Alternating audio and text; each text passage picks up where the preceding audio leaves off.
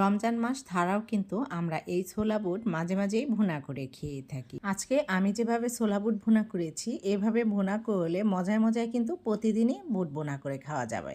Hello everyone, আসসালামু আলাইকুম। বুটটি ভুনা করার জন্য প্রথমে আমি মশলাটি রেডি করে নিচ্ছি। একটি বাটির মধ্যে দিয়ে দিলাম 1 চা চামচ রসুনের পেস্ট, হলুদ গুঁড়ো, মরিচ গুঁড়ো, ধনিয়া গুঁড়ো, আর দিয়ে দিলাম একটি তেজপাতা, এলাচ, দারচিনি। এখন দিয়ে দিলাম মৌরি আর রাঁধুনি সস আমি একসাথে গুঁড়ো করেছিলাম, তাই আমি 1/2 চা চামচ দিয়ে দিলাম, আর দিয়ে দিলাম স্বাদ মতো লবণ। এখন চুলায় একটি কড়াই বসিয়ে দিলাম। কড়াইয়ের মধ্যে দিয়ে দিলাম 1 টেবিল চামচ সয়াবিন তেল, আর দিয়ে দিলাম সরিষার তেল। আমি 2 তেল মিশিয়ে রান্না করব। এখন তেলটা গরম হয়ে গেলে এখানে আমি দিয়ে দিলাম কেটে রাখা পেঁয়াজ এবং কাঁচামরিচ। এখন পেঁয়াজ কাঁচামরিচটা একটু ভেজে নেব।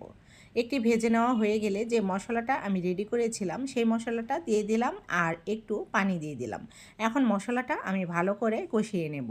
মশলাটা কষানো হয়ে গেলে এখানে আমি যে বুট সিদ্ধ করে রেখেছিলাম এই বুটগুলো দিয়ে মশলার সাথে ভালো করে মিশিয়ে কিছুক্ষণ কষিয়ে নেব।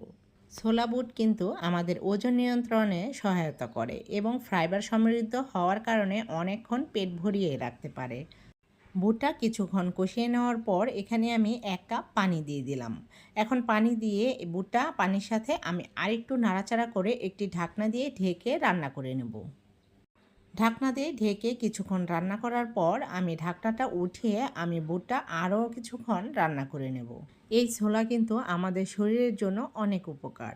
এই তো কথা বলতে বলতে আমার এই ছোলা বুট বোনা হয়ে গেছে। চুলা থেকে এই বুট বোনা নামানোর আগ মুহূর্তে এখানে আমি ভাজা জিরে গুঁড়ো দিয়ে দিলাম 1/2 চা চামচ। ভাজা জিরে গুঁড়ো কিন্তু বুট বোনার মধ্যে মজার একটি ফ্লেভার নিয়ে আসে। এখন এই বুটবোনাগুলো টেবিলে পরিবেশন করে নেব। পরিবেশন করার আগে আমি একটু সাজিয়ে গুছিয়ে নিচ্ছি। বুটবোনার উপরে দিয়ে দিলাম কেটে রাখা শসা কুচি, এখন দিয়ে দিলাম টমেটো কুচি, আর শেষ পর্যায়ে দিয়ে দিলাম আমি কেটে রাখা পেঁয়াজ কুচি।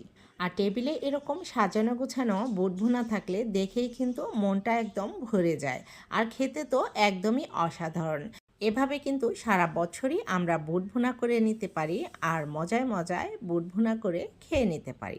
আমরা যারা ডায়েট করি তারাও কিন্তু মজায় মজায় এই বুট ভুনাটি খেয়ে নিতে পারি, কারণ এই ছোলা বুট আমাদের ওজন নিয়ন্ত্রণে কিন্তু অনেকটা সহায়তা করে। আমার ভিডিওটি যদি ভালো লাগে তাহলে একটা লাইক, কমেন্ট এবং শেয়ার দিয়ে দেবেন। আজকের ভিডিওটি এই পর্যন্তই। আল্লাহ হাফেজ সবাইকে।